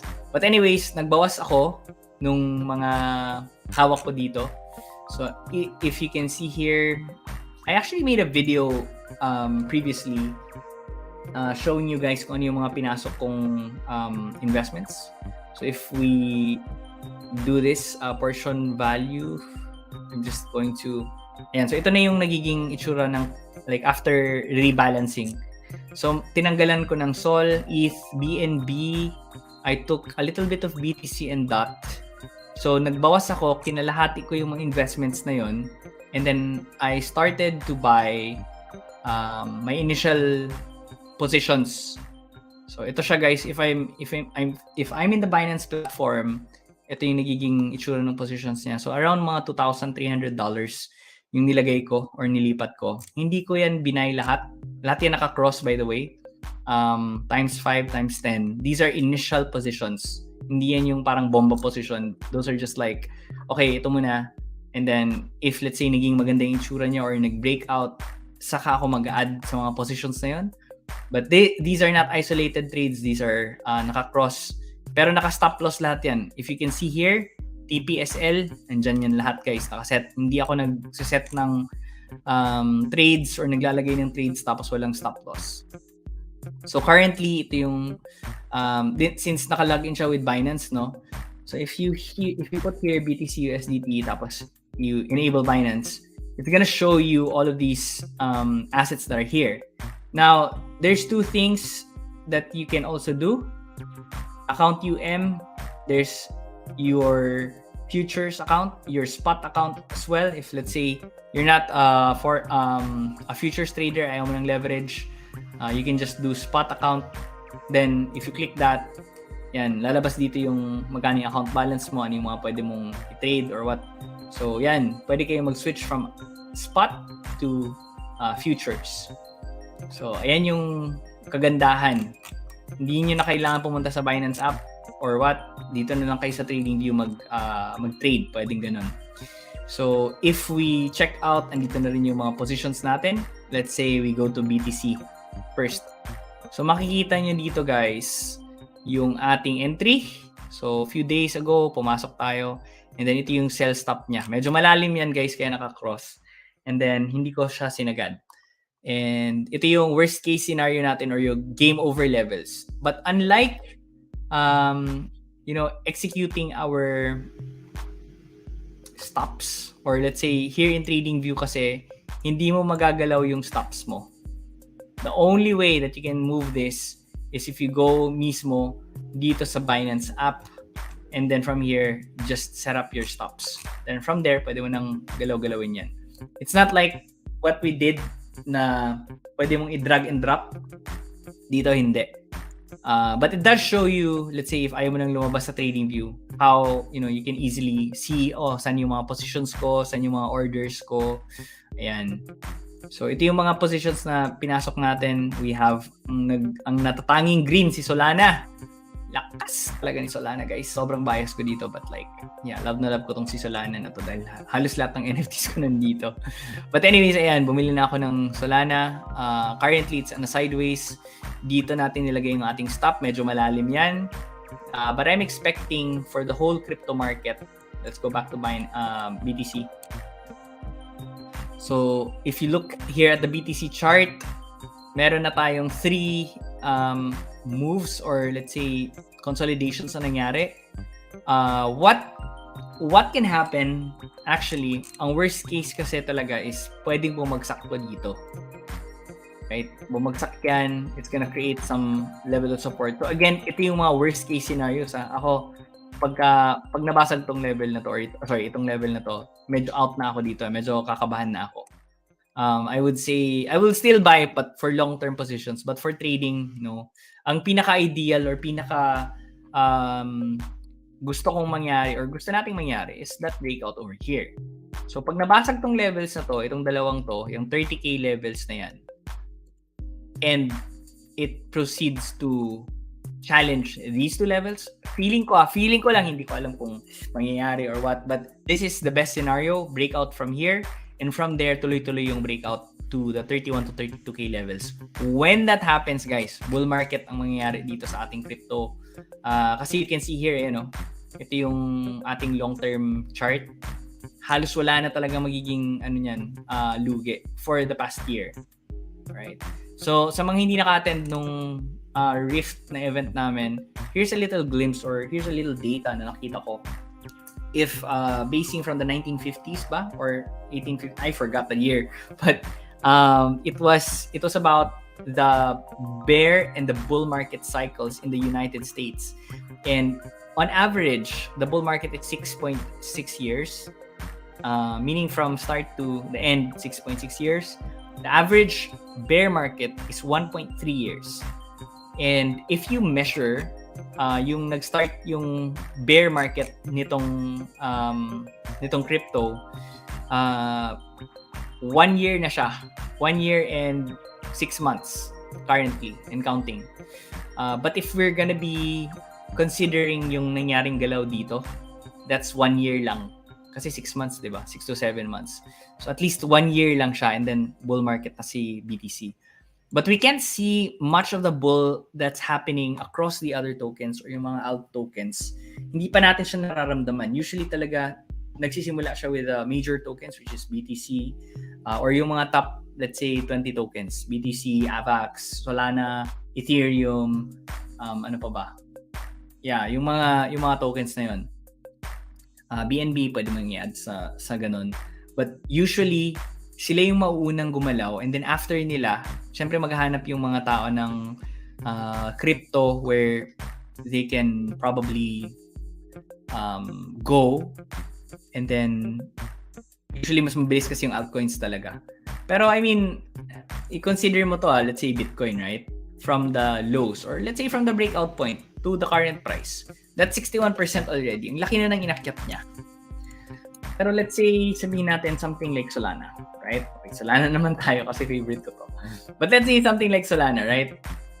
From its current low, let's say from that breakout to current prices, ayan, 63 din pala siya, hindi din pala gaanong malayo. Pero if you, kasi ako dito ako namili nung nag New Year. From these levels to here, 130 na yan, no? Laki ng difference, di ba? So, pero from the breakout point, 63 lang. Insane, no? Konting tweak. But yeah, I'm very bullish in the crypto space. I'm pretty sure na pagka yung Bitcoin na yan, Ethereum, once these tokens start going up, magdo-domino effect to sa iba't ibang tokens na nandyan. And then finally, NFT, Metaverse, P2E, babalik yan lahat. So yung mga nakalimot, yung mga napaso or yung mga nasunog before, baka hindi na sila mag-invest, pero may new breed na naman of people who haven't experienced crypto that will get sucked in and that will participate in the next bull run. And then, pagka let's say yung mga taong nasunog at naging bullish ulit, papasok ulit sa market, then alam mo nang malapit na ulit yung yung bear. Ganun lang talaga, guys. It's really a cycle. Pag yung mga hayong maniwala, scam yan, tas biglang na-convert mo sila, they become bullish, wala na. Alam mong malapit na the beginning of the end. Anyways, ayan, for Ethereum naman, we're waiting for that breakout of the 2,000 levels. If you want to be safe, then wait for that 2030 or 2050 levels to be broken. And then, sa kanya siya bibilhin. Pwede kayo conditional orders. But for me, I'm just gonna wait for this breakout. And this breakout, 2,100 levels. When that happens, actually, pwede na kayong dito din conditionals, if ever. Then, that's a buy. For me kasi, may mga worst case scenarios tayo na baka mamaya, hindi pala maganda, hindi naging solid itong support na to, pwedeng bumagsak yung prices dito. And when that happens, people start to panic and then hanap naman ng support. But definitely these are our levels too. Let's say mga worst case scenario levels. Itong dalawang to. Ito yung game over levels ko eh. But ideally, we would see a breakout from these levels and then from there tuloy-tuloy tayo. Right now kasi sideways pa yung galaw eh. But ayan, wait na lang natin. Mas maganda kasi na hintayin mo yung confirmation ng breakout. That would signify and would trigger the bull run kaysa sa bumili kayo sa consolidation and hindi pala false alarm pala, 'di ba? So pwede kayong malugi doon. But for me kasi I'm already buying because hindi naman sa yung risk on ako pero konti lang. Pag nangyari yon, then, pag nangyari yung mga breakouts na yun, saka ako mag-add. So, at the moment, test buy lang itong mga ginagawa ko. So, BTC, BNB, Ethereum, Solana, nothing big or nothing so extreme or nothing too basura na nakalagay dito. Except for SHIB pala. Meron pala akong SHIB. Yun. So, bumili din tayo dito sa dalawa. Dapat pala dito na ako Pero hindi, okay lang. Ganyan usually yung parang diversification strategy. May isang basura and then the rest dapat solid. I do plan to hold these things for long, pero itong mga positions na to, these are just short term to medium term picks. Most of my long term picks naka liquidity mining, and saka ako mag-change pagka let's say clear na sa market na okay, nagiging maganda yung takbo niya. So dami kong sinabi, Let's go for TRNL. So, BTC, nasabi ko na yung mga thoughts ko doon. We have a fresh pick over here. High. Okay. High USDT. Okay, high USDT. So, we have that breakout over here. Ito yung maganda sa sa TRNL kasi Sunday, nagpa-publish na sila. So, ibig sabihin, ayan, kung nakuha mo yung galaw, ayan, meron ka ng konting profits, mga 9%. Pero, yeah, for me, I'll wait before, if it establishes a support after certain breakouts like this one, medyo major resistance to for me eh. Kasi ito, kailangan niya mo nang i-break yan. Pero kung let's say nag-consolidate tapos nag-breakout ulit, then follow na ako dyan. Pero good to have this added here. Itong si High. Next, Doge. Yan, Doge. Itong si Doge, okay din ako dito eh. Ito. So, for Dogecoin, sideways pa siya. I would wait for a breakout. Ako nilalagay ko lang talaga sa sa liquid swap yung mga ganito. And then saka na ako let's say bobomba pagka may mga breakouts from these levels, itong mga key levels, tapos nag-consolidate siya ng matagal. So, hindi ako usually bumibili sa mga like ganito, tapos, or let's say magpo-position trade ako, bibili ako pero konti lang. Hindi yung sobrang dami, tapos, ayan. Kasi anything can happen eh. Especially ito, mga meme coins. Pero okay, good pick na tong si Doge, I would say. If you're a position trader. Itong TRNL kasi na to, alam ko, for position traders then I was asking the team na for trend followers, for position traders, cover it kasi hirap na kung hindi, di ba? We have ayan, ito ni-remove natin si XRP, TRX, INJ. So TRX ito kasi nag-retest to recently nung 100 MA mukhang dito tayo papunta. Tapos we'll see. So pa-sideways muna siya at the moment, TRX. But this is one of the strong candidates. But right now, hindi kasi maganda yung naging galaw niya. So avoid muna. TRX, INJ. Next. INJ, tinanggal na siya sa list. Mukhang play safe yung team natin.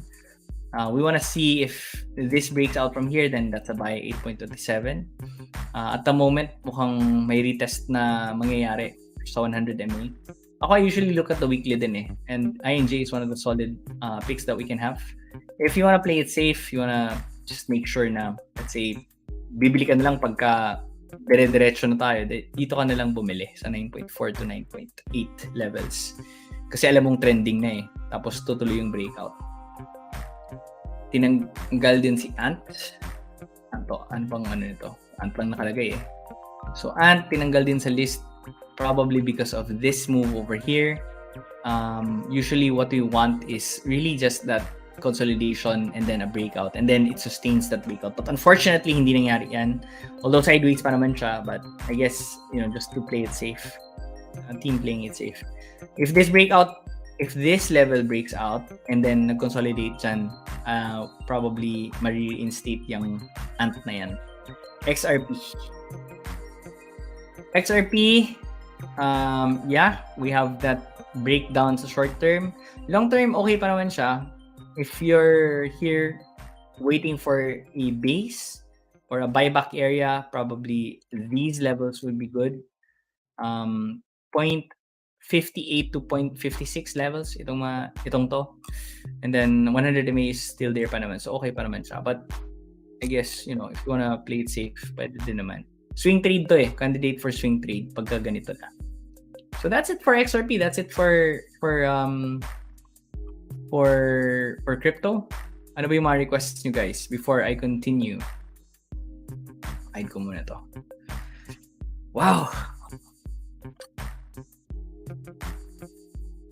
Diyan pa ba kayo? Yeah, we still have 94 people here.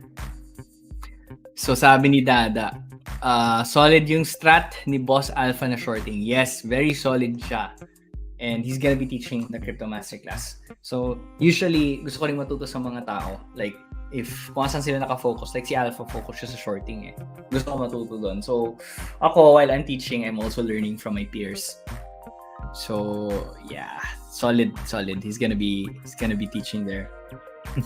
Front row seats kami. Next is si Ape. Sabi ni Cheesy, si Ape, break 2. Later, check natin si Ape ha. Gagawa muna ako ng list. So, I'm gonna put here yung mga list na check natin later. XRP, ayan. Kinover na natin yan. iRoll. June. Sabi ni June, buti na lang umuwi ako ng maaga. Okay, mga emojis yata to sa YouTube. We have OP. Later, lalagay natin sa list yan si OP. ARPA.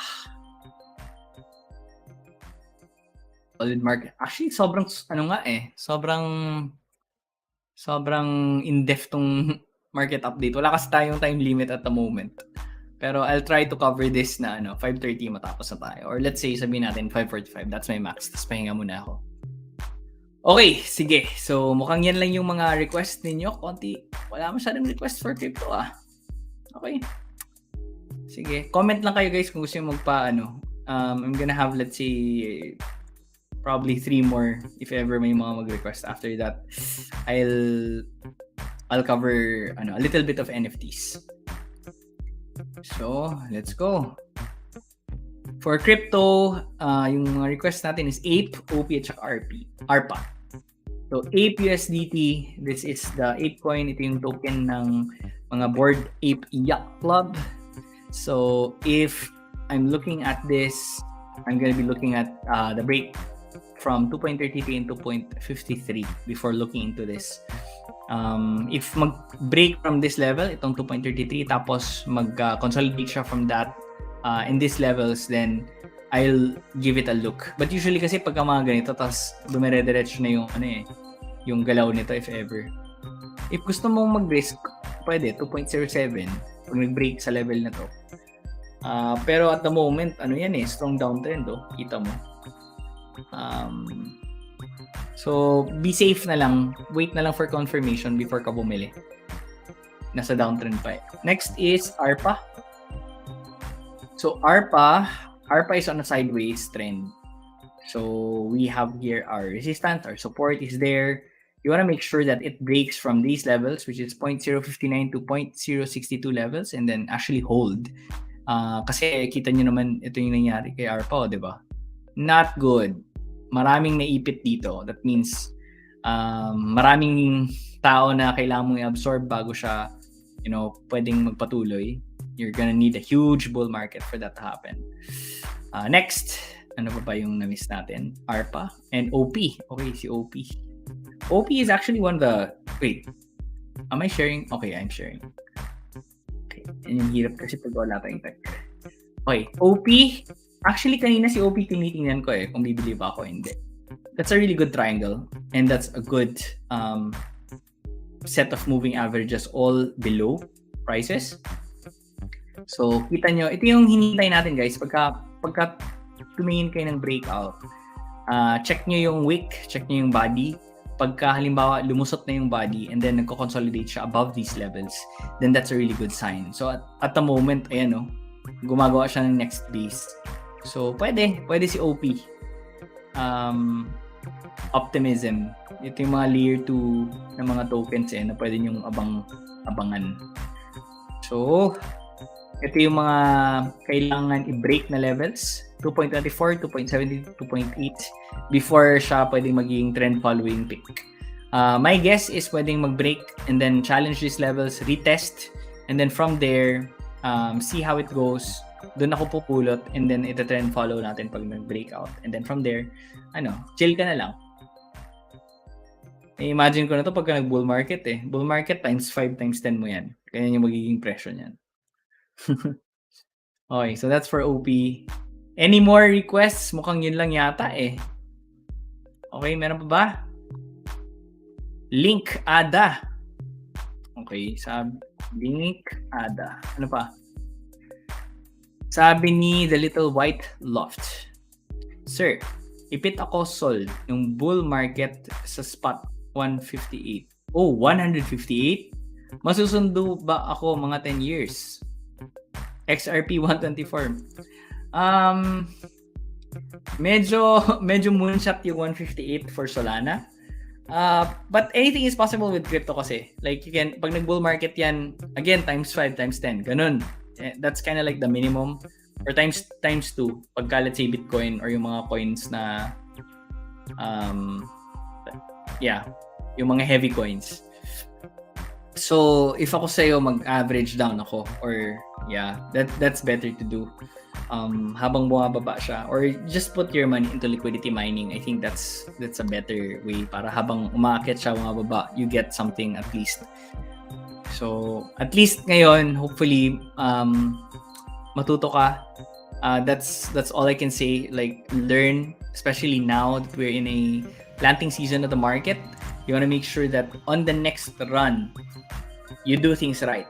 Mapupuruhan mo siya, you'll be able to buy at the right levels, and pagka umakyat na siya and you see that overheating na, and you know what happened the previous bull market, that it's not, bull markets like bear markets, they don't last. It has to respect market cycles, and when the time happens na nakita mo okay, take profit na dapat, then you take profit. Alright? Hindi dapat yung parang hawakan mo lang siya forever. Paano ka kikita kung hindi ka magbebenta, di ba? Dapat matuto ka rin magbenta.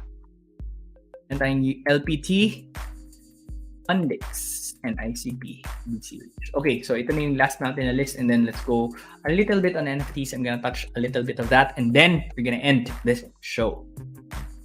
So, share ulit. Share na ba? Okay, good. So, let's go on our list. We have Link. Same Link. Sabi, no, kita niyo yung profit natin kanina. Umabot yan ng mga negative 30, di ba? Or negative 20. Tapos ngayon, 1 ulit. Kulit eh. So, Link, actually super ganda nito. One of the good projects. But if you look at the long term, sobrang sideways niya. And pagka ganito yung market, ako, ang masasuggest ko talaga, just put into liquidity mining, Link USDT, and then pagka nag-breakout dito sa level na to, saka na kayo maglipat ng single token. So, I'm not gonna watch Link, I'm not gonna wait for it to break 8.5, I'm just gonna be sure and wait for that break from 9 to 9.4 before I actually look into Link. So yeah, that's for Link. Next, we have ADA. Alam niyo ba si ADA? Hindi ko alam kung bakit, but ang daming haters nitong ADA na to. Sabi nila, the Japanese backed, that's why it's still afloat. But ang daming galit kay ADA for some reason. Peaceful lang naman si ADA nandyan, di ba? Sabi nila, buhay na buhay top market. Puro promises tsaka speculation lang naman yung bumubuhay sa kanya. Grabe na yung mga sinasabi. Daming haters nitong ADA. But anyways, for ADA, wait for the breakout from 0.379 and 0.357 before you actually consider trading this. At the moment, not so much. Not so good. Next, LPT. LPT, wow, it looks like a breakout, but it looks like a spiker. When I say spiker, ito yung mga, let's say, sa PSE, pag nag-spike yan, benta mo. Like ito, tingnan nyo. One, and then we have another one here and here. So yeah, for me, this is a sell on strength. Unless magbe-breakout sa mga levels ito. Plot natin. Yan. So ito yung current niya na status. Okay, add na lang natin dito. Ito yung range niya, resistance range yan. Ito yung sell range. And then if it, let's say, steady consolidates and then breakout, then pwede natin siyang i-trend follow. Yung mga ganitong galawan, guys, pwede din yan na let's say, halimbawa, nag-breakout ng ganyan. Baka mamaya, yan na pala yung bottom niya, di ba? Tapos may catalyst. Tingnan nyo kung ano yung dahilan kung bakit umakyat yan. Baka mamaya, meron silang magandang plans, and then, those plans pretty bullish, and baka mamaya, money starts to come in, and pag nahuli nyo kasi yung bottom na yan, sobrang solid ng magiging entry ninyo.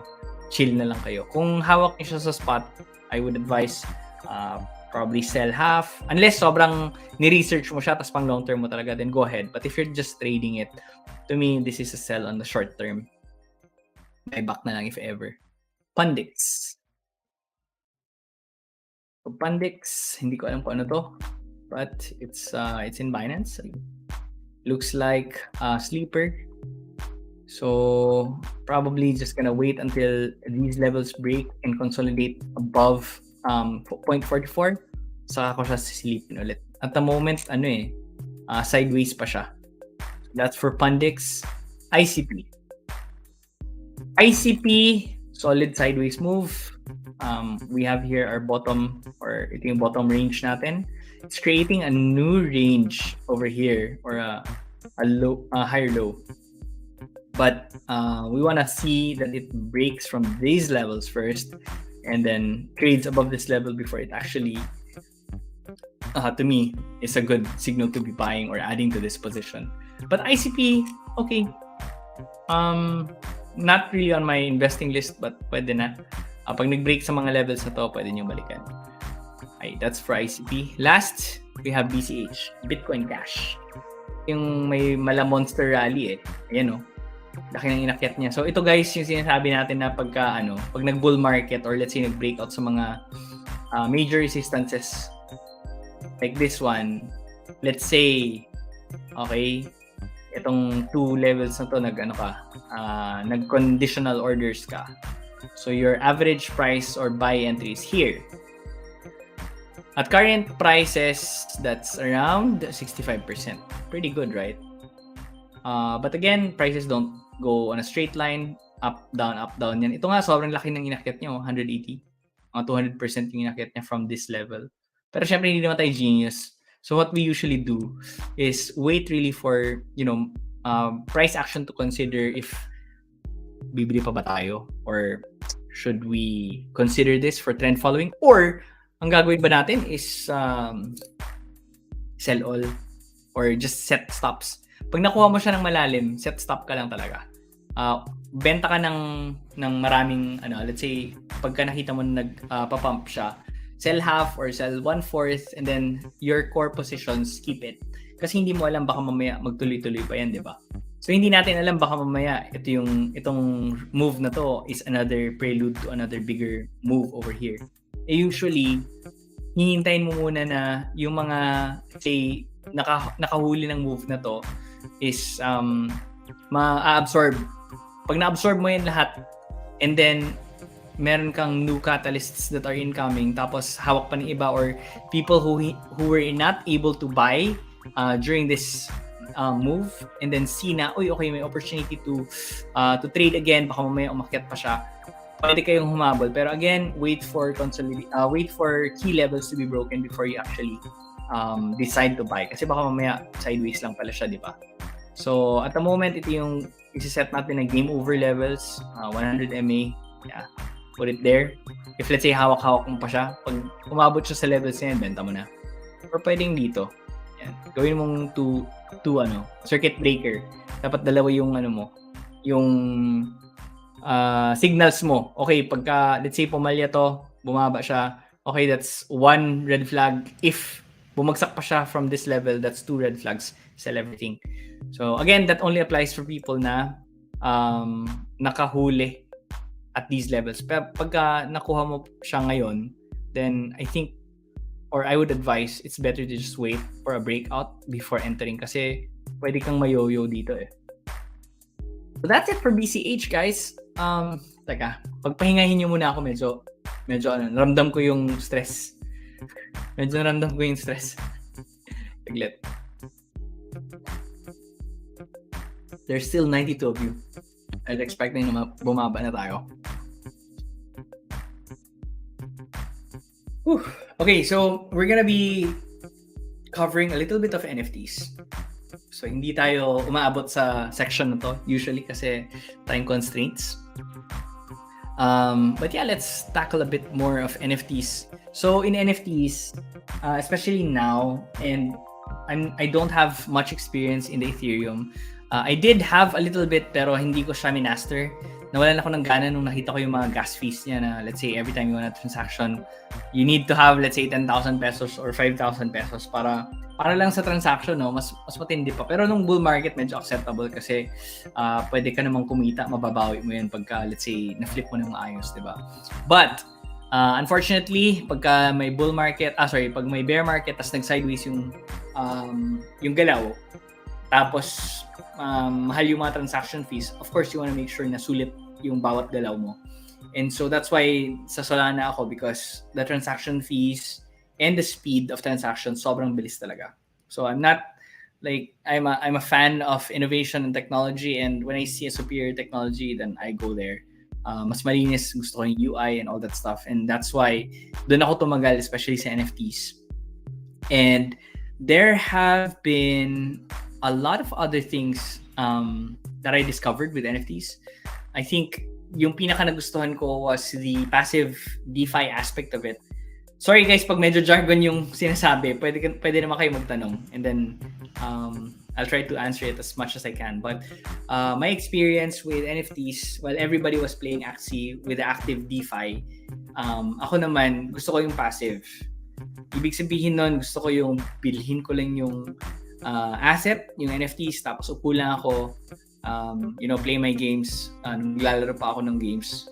Lakas ko kasi mag-Dota before, tsaka yung mga Blizzard and stuff like that. Or mag-Netflix lang ako. And then the time that I finish that, meron na akong kita. Gusto kong ganun. Hindi ko gusto yung meron akong minamanage ng mga tao, kasi hindi mo kasi control yung mga bagay na yun eh.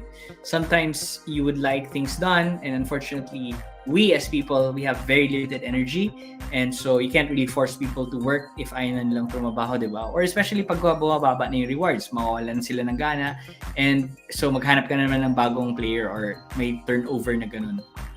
So during that time, we did get into it, but I didn't really manage it. I just put my capital. But most of my capital went into what we call DeFi NFTs with passive. So yung mga projects na pinapasok ko lang is yung mga let's say hourly, meron akong kita, binibigyan ako ng mga tokens. So, kung ano yung mga pinasok ko, pumasok ako sa D-Gods, pumasok ako ng Our Planet yung isa sa pinakamalaking lugi ko. I think 1.5 million yung pinasok ko, tapos lumabas ako mga 10,000 na lang. pero malala yun. But buti na lang yung pinasok ko doon is yung mga profits na nakuha ko from other NFTs na nagbigay naman sa akin ng passive. At the height of the bull market, naalala ko with Mobox, I'm not sure kung yung mga nakasabay sa inyo sa akin, umabot ng ng 120 per day yung kinikita ko, 120,000 pesos. And nung nagsimula ako dun, parang mga 6,000 lang yun Tapos I saw the potential, I added until sa nag-bull market, nag-full blown siya. The whole play to earn was like looking for opportunities, and then ayun yung nangyari. On average, I think for 3 months, mga at least 60k yung kinikita ko doon per day. And I'm sure, not really sure, I am very positive that kind of system is going to happen again, especially in the bull market. People will just spend money on all these things, even in projects na puro promises lang, wala pang product, puro promises lang. Ganun talaga people are just looking for ways to speculate or gamble their money. That's how it is, especially in bull markets. And so my job is to find ano ba yung mga solid na mga projects habang wala pa yung bull market na yun. Kasi pag dumating na yung bull market na yun, mas magiging mahal na yung magiging cost per NFT or the cost for you to acquire these assets. And so for me, pag may nakita akong ganun, like passive or semi-passive, meaning let's say meron pa rin akong gagawin, let's say i-stake ko yung asset. Let's say for example, yung Sol Casino, I think I covered this already. Teka lang, hanapin natin yan So yung Sol Casino, this is one of the NFTs na kinover ko. I covered this, uploaded it into our YouTube channel. And ayun, parang mga 12 sola na siya, yung mint price nito. And if you were able to get this, let's say, by the time na kinover ko, I think mga 15 to 20 sol. That was the parang in between what it was trading. And they were actually operating for more than a year. And then nag-launch sila ng NFT na collection. And what this does is, syempre, like for me, I don't gamble, but I invest into the house because there's that saying, di ba? The house always wins. And so, medyo matagal na sila sa space and they've been doing a lot to make or to get in that money. And hindi ko alam kung bakit sila nag-NFT, but they actually did something similar to Rollbit. Baka yun yung nagiging inspiration nila. And Rollbit is one of those NFTs din na casino din, pero multi-chain. Alam ko nasa ETH din sila. And sobrang, let's say, nagbibigay sila ng, they call it rakeback or revenue share to their holders. And so if you have this, actually, nag-airdrop sila for free Yung airdrop na yan, pagka hinawakan mo ngayon, at least, 10,000 pesos. Kung hinawakan mo pa hanggang ngayon. So this one is a 2,000% gain from here to here. Tindi, di ba? So, but may mga galaw yan, nag-consolidate ng matagal, and then finally, here's another move. So, ayan, if you put here, nilagay nyo sa liquidity mining, tapos nag-bull market, nako, ang laki ng kinita nyo, 300%. These kinds of swings and these kinds of projects, ito yung mga hinahanap ko. Yung hawakan mo lang yung NFT, isi-stake mo lang siya, and it's gonna give you these tokens. And so if I go here to let's say, kasi naka-deposit yung NFTs dito So if I go here and then naka-stake lahat ng mga NFTs ko dito, it's earning me around 1,644. That's the minimum. So depende kung nakakuha ka ng rare NFT, you get let's say a boost to that. But basically, if you have 1,644 per day, right? Sabihin natin, ito pala yan. Ito yan Ito currently, si SCS. Ito yung token niya. So again, hindi pa nagpo-full blast to. Pag sa bull market to, I'm pretty positive pa sa akit pa to. Yung 1,644, that's $3.8.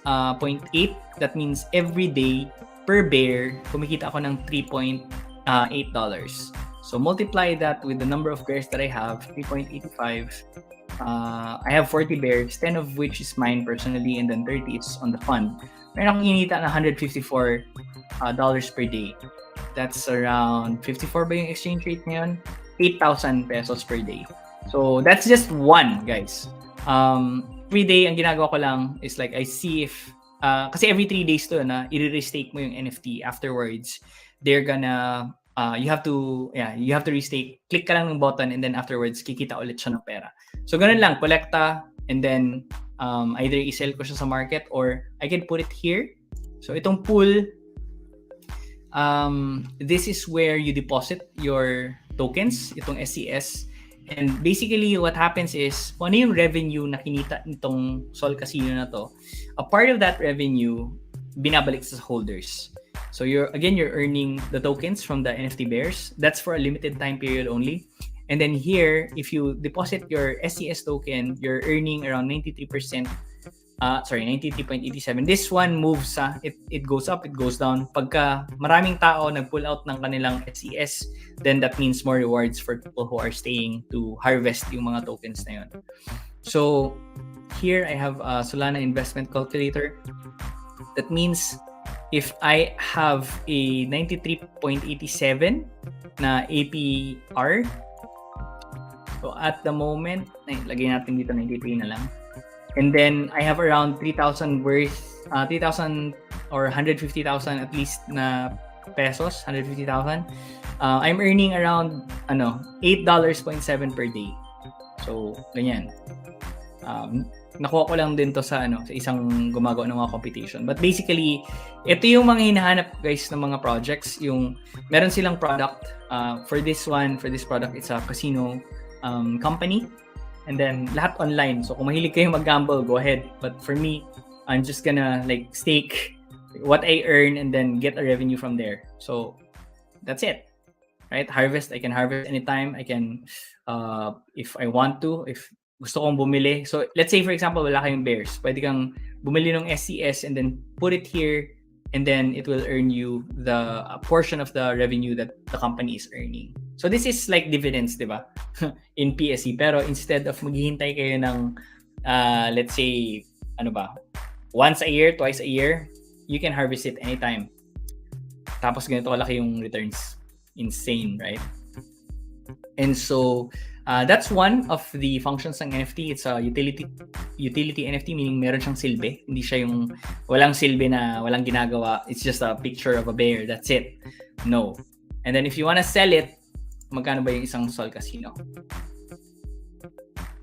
So one Sol Casino bear is around 54 Solana, which is around $1,000, mga around 50,000 or mga 50,000 plus to 60K. Yan. Nung kinover natin, nandito siya sa 400, so mga 20K, 30K.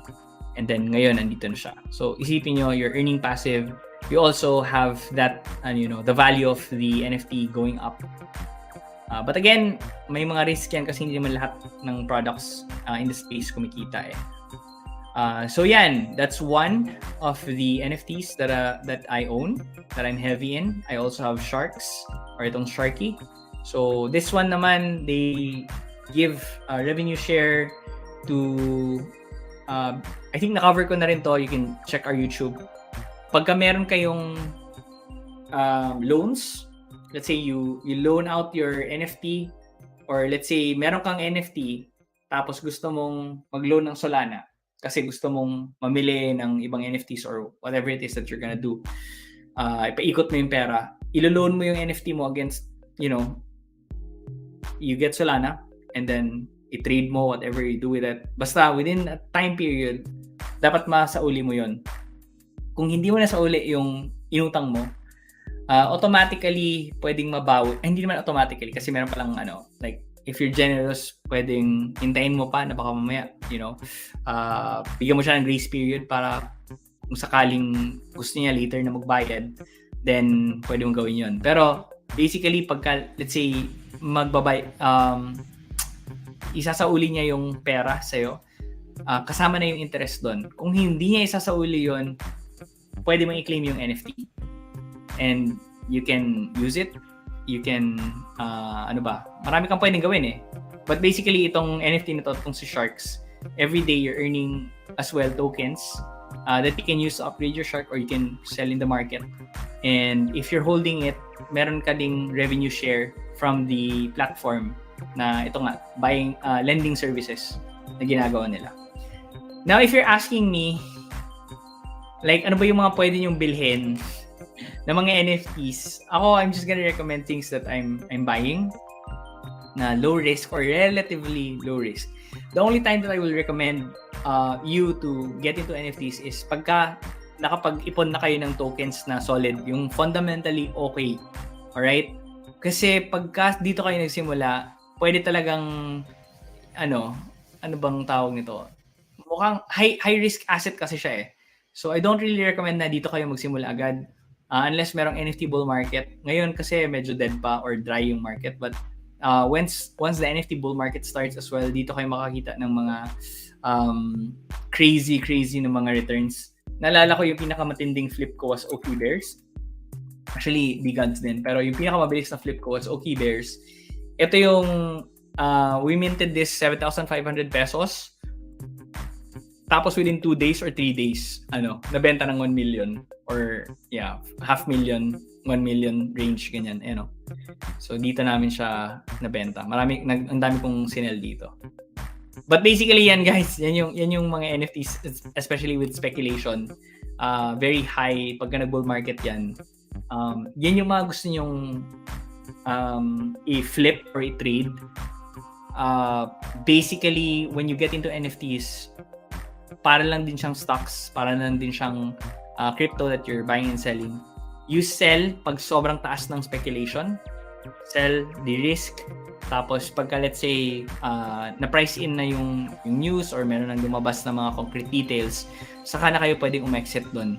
And then if it's an NFT that gives you passive yields, tokens, let's say SCS like NFT Bears or let's say Tire Robotics. Hintayin nyo na maging okay yung takbo niya and then just live off the yields.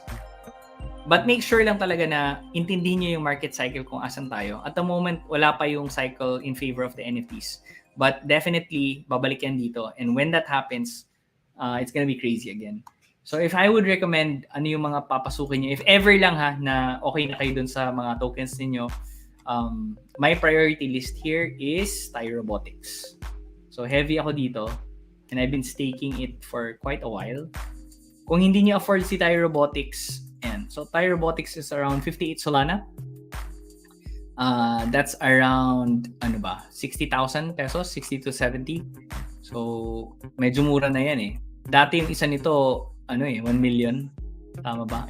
Dito yung top, pero top yan. Pero dati mga 500,000, 300k to 500,000. Yun yung average price niya. Right now it's at 60 to 70. And then they're building really good stuff in the space.